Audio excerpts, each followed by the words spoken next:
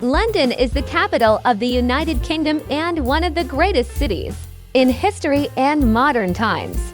Westminster is home to the government, Buckingham Palace, the nation's finest galleries, museums, theaters, and clubs. London is endlessly changing from a Roman and then early medieval fortress to a major city. After the Great Fire of London in 1666, it literally rose from the ashes, surprising everyone with Baroque buildings. During the Georgian era, it embodied the dream of elegance. And during the reign of Queen Victoria, it became the embodiment of the British Empire. These days, it is a major financial center. For 2 millennia of its existence, London has experienced periods of prosperity and devastating cataclysms. It has endured plague, catastrophic fires, civil war, aerial bombardment, terrorist attacks, and civil unrest. The city is still at the epicenter of the dramatic events that Brexit has led to. Not only the Palace of Westminster, where the Parliament sits, is feverish. All citizens, both supporters and opponents of leaving the European Union, are worried and periodically rally. However, the imminent changes awaiting the state and its capital have so far had no effect on the tourism industry. London, being the main city of the monarchy, which for centuries has been the center of political power and court life, amazes with the beauty of its royal palaces and parks, the splendor of monuments erected by the will of the representatives of the ruling dynasties. Most of London's theaters and museums were also founded with the help of royalty.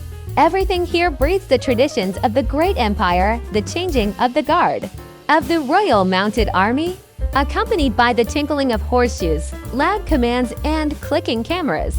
Luxurious processions, timed to coincide with important events in the life of the state and the monarch's house, and even the veneration of black crows walking around the tower.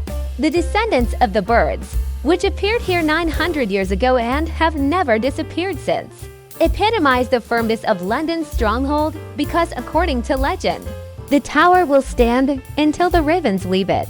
Most Londoners are conservative and very reverent to everything that is connected with tradition.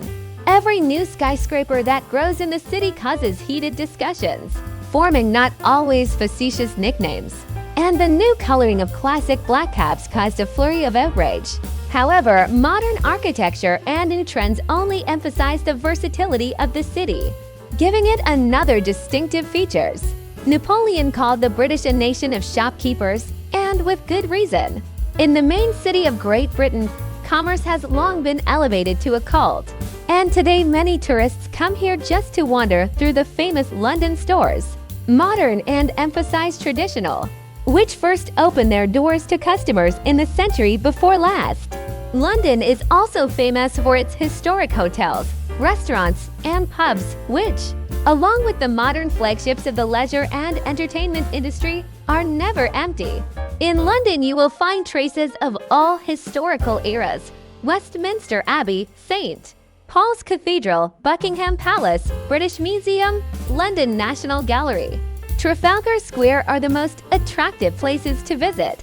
You'll also find tucked away Sir John Soane's Museum near Lincoln's Inn, unusual buildings on the Docklands, the Chelsea Medicinal Garden, and swarthy-faced traders under the Dragon Arch in Soho's Chinatown. Literary epithets and rumors about the London weather are not quite true. London can be foggy and rainy, of course, but not as often as is usually imagined. The suffocating smog that plagued Londoners both in the Middle Ages and in the days of Sherlock Holmes literally evaporated after 1952, thanks to the Clean Air Act. London's climate is characterized as a temperate maritime climate, and mild weather remains throughout the year. Summers in London are warm, with daytime temperatures usually ranging from +22 to +27 C. In July and August, there are hot days when thermometer columns approach 30-degree mark, and sometimes even exceed this indicator. In summer, rain and thunderstorms are not uncommon, but there are also droughts. In September, London enjoys an Indian summer with plenty of sunny days. The most precipitation in the city falls from October to January, and the most unstable weather is in the fall and spring. when clear days are replaced by inclement weather with rain and strong winds.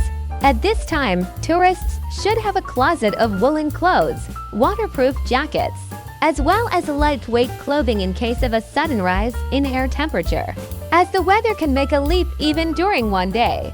Winter in London is mild, with temperatures usually above 0 Celsius. During cold spells, mercury columns record -4, -2. Below -7, the air, as a rule, does not cool down. Snow is possible here from November to April, but snowfalls are rare, and snow cover is not kept for more than 5 days. London is located in the southeastern part of the island of Great Britain, occupying a large part of the lowlands stretching between the elongated hilly ridges of the Chiltern Hills and North Downs. Their gentle slopes descend to the Thames Valley, where much of Old London's neighborhoods are located. Historically, the growth of this city began at the lowest point of the valley and continued on the flat terrain, occasionally climbing low hills.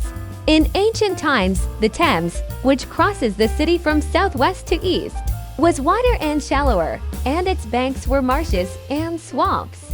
During the Victorian era, London's main waterway was dredged, and many of its tributaries within the city now flow underground. The Thames is a tidal river connected to the Atlantic, so flooding has been a major problem for London for centuries. In the 19th century, the Victoria, Albert, and Chelsea embankments were built along the Thames, and complex hydraulic engineering works were carried out to pacify the river. London is one of the 9 regions of England, the most densely populated administrative and political part of Great Britain. Greater London, the territory of which is 1,572 square kilometers, includes 32 boroughs, London boroughs, and the City of London, endowed with a special political status and headed by the Lord Mayor. The 12 boroughs and the city are part of Inner London, the richest urban location in Europe. Outer London, surrounding Inner London, is subdivided into 20 boroughs. The city is fringed by the Green Belt, where building is prohibited or subject to special regulations. Part of the Green Belt goes directly into London, but the number of protected acres is decreasing year by year. London at night from above, in the capital of Great Britain, it is very difficult to define the exact boundaries between districts and neighborhoods, which is explained by historical reasons. London was once a collection of adjoining villages, which over time became urban areas. The boundaries between them were constantly changing, and the neighborhoods of different districts often merged with each other. Chaotic development has led to the fact that now in London, one side of the street may belong, for example, to Westminster, the other to Camden. And in the addresses of those standing next to the stores are often different, not only numbers, but also the names of the streets. The center of London is usually considered to be the area of 2 nearby squares, Trafalgar Square and Piccadilly Square. Although geographically both are closer to the western part of London, the historic squares are the starting points for locating the different areas of the city, located to the south, west, north, and east. In London, you shouldn't be surprised if, when asked how to get to the right place, the townspeople will simply point you to the side of the world. As for the famous West End or West End, or Up End in Cockney dialect, the term used colloquially by Londoners is not an official, municipal, or geographical definition. West End includes parts of central, west, and north London. Here are the main tourist attractions: luxury stores, theaters.